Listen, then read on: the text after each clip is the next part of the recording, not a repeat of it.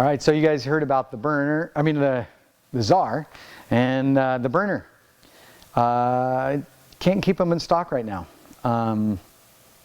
The 27.5 wheel is really popping, and people are digging it. You know, Turner bikes, we don't have a big dealer network, so we don't have a lot of guys leaning up against the glass counter pushing our bikes. Just they don't exist. We have some great dealers, but not enough to influence the country on a new wheel size for sure. But the burner, on the other hand, is creating quite a vacuum of customers buying this. Some of them are first Turner customers, which is cool. And this bike has really turned out, it's kind of surprising actually how well it's selling, and it's catching us off guard, so I apologize if you've been one that's been waiting. You know, it's a 5.5-inch bike. It's a lot of fun, and this happens to be Eric's personal bike. He's got a Czar. He's had one of the Czars from the very beginning. He's been testing. He rides a large, so he's been influential in ride quality testing on the layup of the large frame. So he's got a nice little pile of trail bikes, and this bike is his go-to bike every single time. He's got it built a little lighter than most, but the trails that he rides consistently from his house, this is the right setup for him. He's had a dropper post on it. He's raced Downeyville on it, built it heavier. He's built it lighter, and right now he's digging the XX1.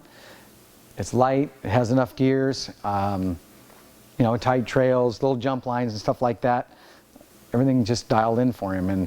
And what's interesting, looking online at the pictures of the bikes that you guys are building up, is the variety of builds. So this obviously is on the light side. You know, you look at it, it's a pretty light bike, and you know, and you can take this bike all the way up to, you know, 32 pounds with 2.35 Hans Domps on it, and you know, wider all mountain rims and dropper post and bash guard, and you know, and have a totally different bike.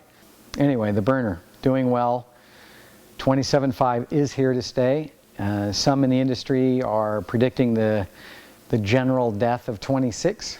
Response we've gotten from the burner are kind of giving us the thought that maybe the future will be a two-wheel size world of 27.5 and 29.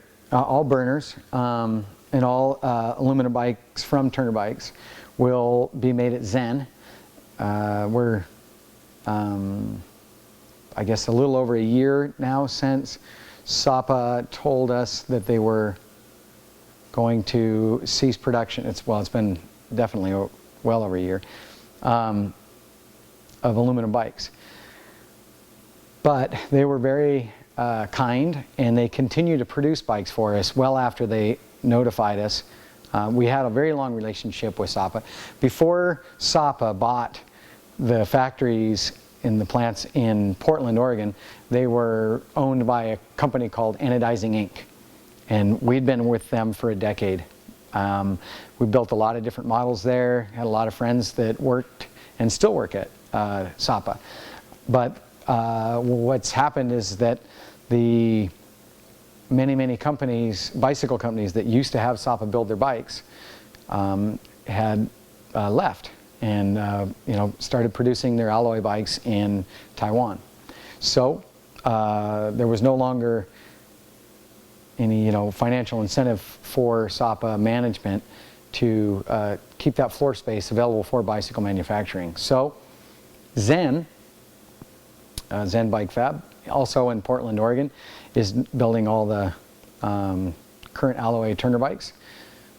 They are experienced. They're not rookies. They have a lot of great machinery.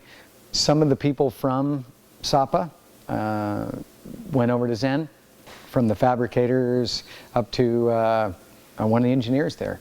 So it's a great crew, and working with David and Jen, who own it now, they're good people.